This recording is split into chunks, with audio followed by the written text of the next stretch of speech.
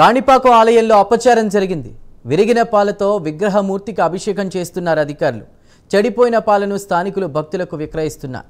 దీంతో తప్పనిసరి స్థితిలో అభిషేకానికి ఆ పాలనే భక్తులు ఉపయోగించాల్సి వస్తుంది.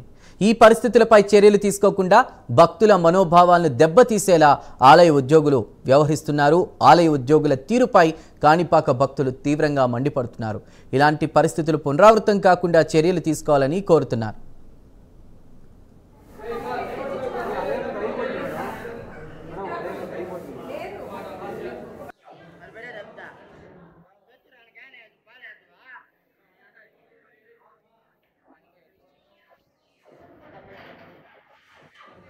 సార్ మీ పేరు చెప్పారు. మేము వెస్ట్ గోదావరి ఈస్ట్ గోదావరి నుంచి వచ్చాం. Okay sir. ఎంతో నిశ్చితగా వచ్చాం ఇక్కడికి. దేవుడు అంటే పెద్ద ఇదిగా చూసుకుందాం చెప్తే వీళ్ళు ఏం చేశారు, ఇరిగిపోయిన పాలేశారు. ఒకటే దేవుడికే కదా పర్వాలేదని చెప్పేసి అనే మాటలు మాట్లాడారు. మేము ఎంతో నిష్ఠగా భగవంతుడి కోసం ఇక్కడికి వస్తే వాళ్ళు చేసే పనిది. ట్రస్ట్ ఎలా నడుతుందో లేదో క్లియర్గా మాకు అర్థం కావట్లేదు. మా అబ్బాయి సక్సెస్ కోసం ఇక్కడ దేవుడికి మొక్కుకున్నాను. ఒక బిందెడు పాలాభిషేకం చేయిద్దాము అనే ఉద్దేశంతో అదే పనిగా కర్నూలు నుంచి వచ్చాము. ఈరోజు వచ్చి నైట్ ఆర్ట్ ఇక్కడే చేసి రేపు శ్రీవాణి ట్రస్ట్ తిరుమల దర్శనం చేసుకుందాం అనుకున్నాము.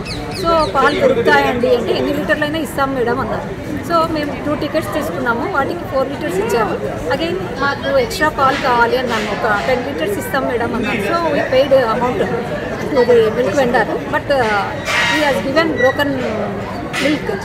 సో ఇలా దౌర్జన్యం జరుగుతుంది సార్. పాలు డబ్బులు అయితే తీసుకున్నారు, ఇచ్చారు. నేను కూడా ఇంకా ఎక్కువ డబ్బులు కూడా దేవుడి గారికి సమర్పించుకోవాలని కూడా వేశాను సార్. హుండీలో డొనేట్ చేద్దాం అనుకున్నాను నేను. So I drop in hundi.